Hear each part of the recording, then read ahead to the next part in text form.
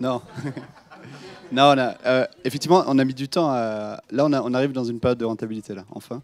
De toute façon, il fallait, enfin, c'est notre modèle qui veut ça, c'est qu'il fallait un certain nombre d'avions. On est vraiment sur des économies d'échelle énormes.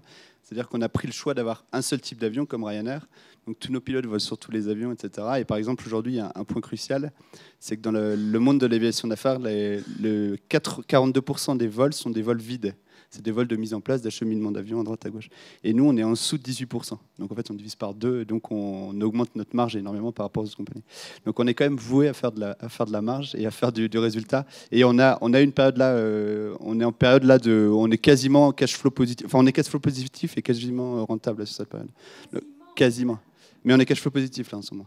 Donc et maintenant, aujourd'hui, on a 6 avions. Il nous suffit d'un 7e, 8e, c'est de la marge supplémentaire. Donc aujourd'hui, le modèle est prouvé. Et c'est pour ça qu'on peut lever 15 millions d'euros aussi. Alors, il y a eu différentes étapes entre le début et aujourd'hui. Si je prends l'exemple d'aujourd'hui, j'ai eu, c'est hier ou avant-hier, un mail d'un, je sais plus avec qui j'étais, tu dis ça comme ça, mais un mail d'un de mes clients qui dit OK, j'investis 150 000 euros. Il se trouve que c'est un gars qui vole régulièrement chez nous, qui m'a demandé un jour de se croiser, enfin qu'on se voit, et il m'a dit je serais intéressé par investir. Voilà. Donc on a un énorme avantage, c'est que nos investisseurs sont clients et nos clients sont investisseurs. Donc ça, c'est une méthode assez facile.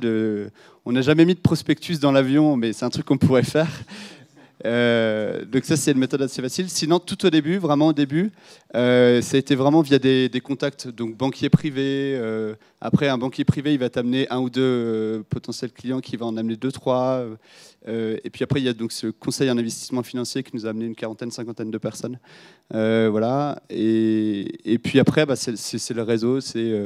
Là, aujourd'hui, on a deux, trois investisseurs vraiment principaux et qui ont un réseau de dingue.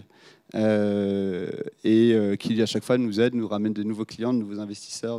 C'est vraiment du bouche à oreille en fait. C'est comme dans les blogs, hein. Vous avez des leaders d'opinion, qui sont capables de mobiliser d'autres personnes. Ouais, et il faut les avoir, les identifier, et puis après, ça facilite beaucoup les choses. Du coup, ceux-là, on parlait de communication, ceux-là, on les soigne à fond. Je sais que c'est ma grosse star aujourd'hui, c'est qu'on communique pas assez auprès de nos actionnaires sur les résultats, sur les trucs. On a plein de nouveaux trucs et je le fais pas assez, mais parce qu'on est encore une petite équipe.